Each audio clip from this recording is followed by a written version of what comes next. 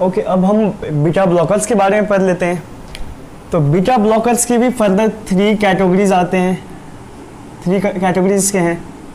पहला कैटेगरी का नाम है बीटा 1 सेलेक्टिव ब्लॉकर, जिसके अंडर आ जाते हैं बहुत सारे ड्रग, एटिनोलोल, ऐसे मेटोप्रोलोल, ऐसे मतलब बहुत सारे ड्रग आ जाते हैं, ठीक है। तो एटिनोलोल एक हो गया।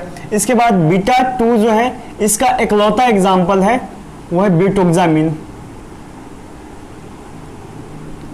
और इसके बाद जो है नॉन सेलेक्टिव बीटा ब्लॉकर जो है, इसमें भी बहुत सारे ड्रग आ जाते हैं। एक एग्जांपल मैं यहाँ पे लिखने जा रहा हूँ, प्रोप्रानोलोल, जो कि prototype drug of beta blocker भी कहा जाता है इसको, ठीक है। तो एक और निमोनिक्स जो कि हमारे मीनिंग कैटजंग बुक में लिखा है, वो है कि कह रहा है कि एक तो जो बीटा 2 ब्लॉकर एक ही है ब्यूटोक्सामिन, इसके अलावा जो ए से लेके एम तक जो नाम आएगा एक्सेप्ट सी, तो वो सारे के सारे जो है ड्रग किस में आ जाएगा, वो आ जाएगा बीटा 1 ब्लॉकर में, बीटा 1 सेलेक्टिव ब्लॉकर में ए से लेके एम तक के सारे ड्रग्स आ जाएंगे एक्सेप्ट सी, ठीक है। तो ये था ये ड्रग के बारे में। इसके बाद हम कुछ जो ड्रग्स हैं उसके clinical uses and adverse effects के बारे में पढ़ते हैं। वो स्टार्ट करने से पहले मैं एक चीज आपको यहां पर बताना चाहूंगा, और कि ये इंट्रिंसिक सिंपैथोमाइमेटिक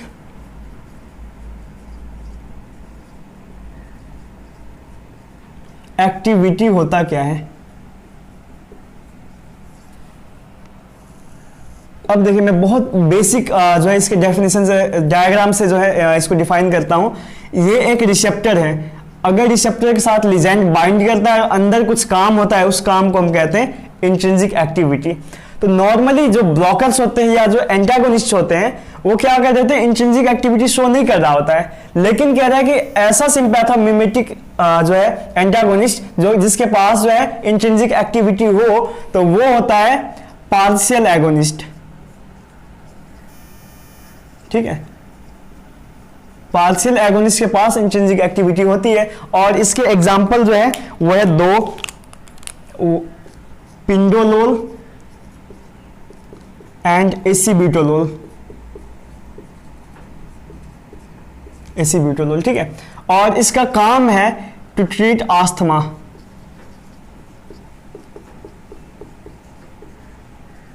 ठीक है। इसके बाद हम दूसरा जो ड्रग है, और जो कि प्रोटोटाइप ड्रग ऑफ ये है एड्रेनोसेप्टर ब्लॉकर्स का है, वो है प्रोप्रानोलोल।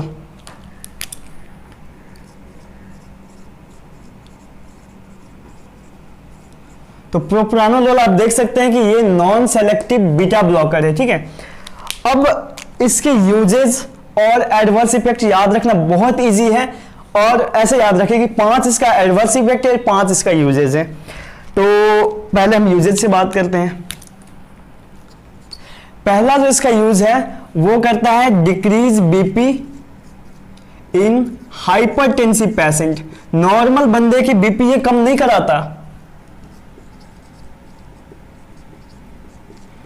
हाइपरटेंसिव पेशेंट के बीपी कम कराता है। कैसे कराता है कि एक तो ये कार्डियक आउटपुट को कम करा देगा,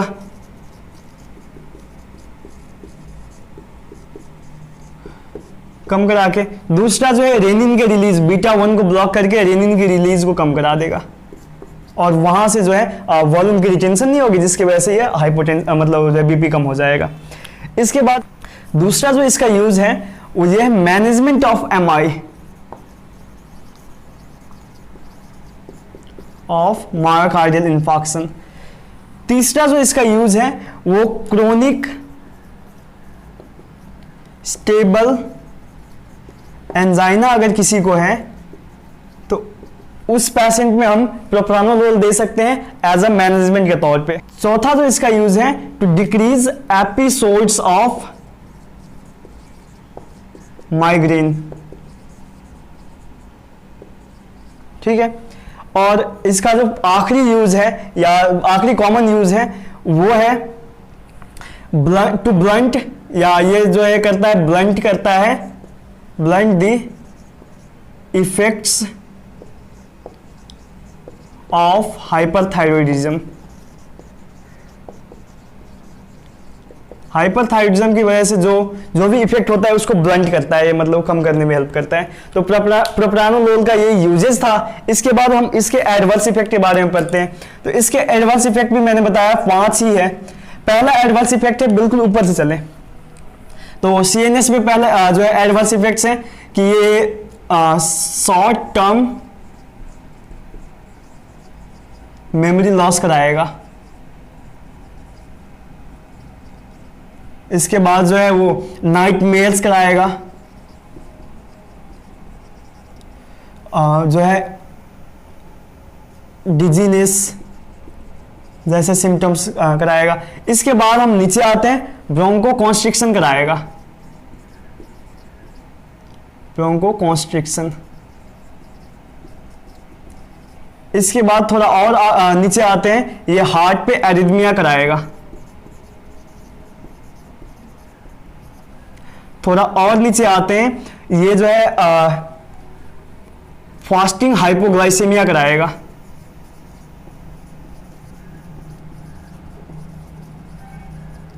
एंड ये जो है नॉर्मल हमारे लिपिड के जो लेवल होते हैं उसमें HDL ज्यादा होना चाहिए, TAG कम होना चाहिए, ट्राइसाइलग्लिसराइड कम होना चाहिए। तो ये क्या करता है कि TAG को बढ़ा देगा एंड HDL को कम कर देगा। ठीक है। और इसका जो आखिरी है और बहुत ही खराब जो है इसका एडवर्स इफेक्ट है वो है सेक्सुअल इंपेयरमेंट कराता है। ठीक है। तो ये हो गया प्रोप्रानोलोल के बारे में। इसके बाद हम बात करते हैं टिमोलोल के बारे में।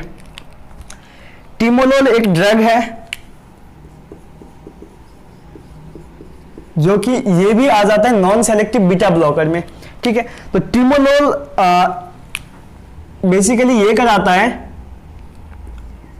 कि इसको हम देते हैं ग्लाउकोमा को ट्रीट करने के लिए, to treat chronic open angle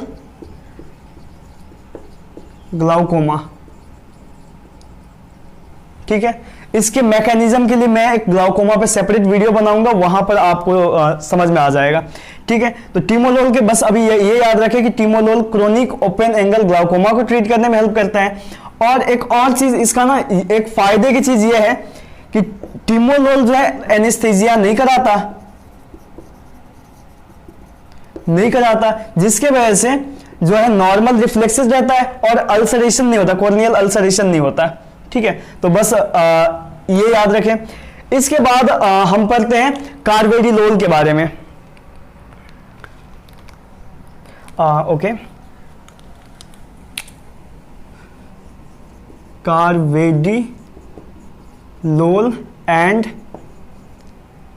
लेबिटालोल, ये दोनों के दोनों ड्रग जो है वो है both alpha and beta blocker.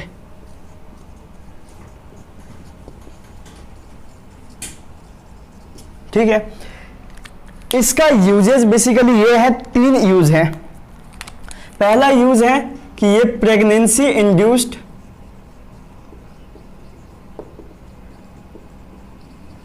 Hypertension को मतलब जो है ट्रीट करने में हेल्प करते हैं।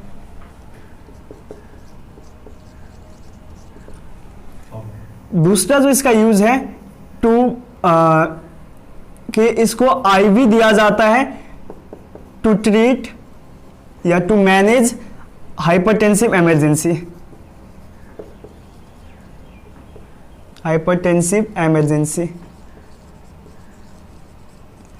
एंड इसका आखिरी जो यूज है वो है बेसिकली टू ट्रीट क्रोनिक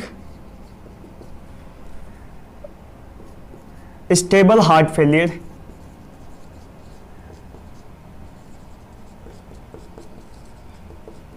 तो ये है बेसिकली कार्वेडिलोल एंड लेबिटालोल के यूजेस। इसके एडवर्स इफेक्ट्स इतने ज़्यादा प्रोमिनेंट नहीं है, तो हम उसको नहीं पढ़ते।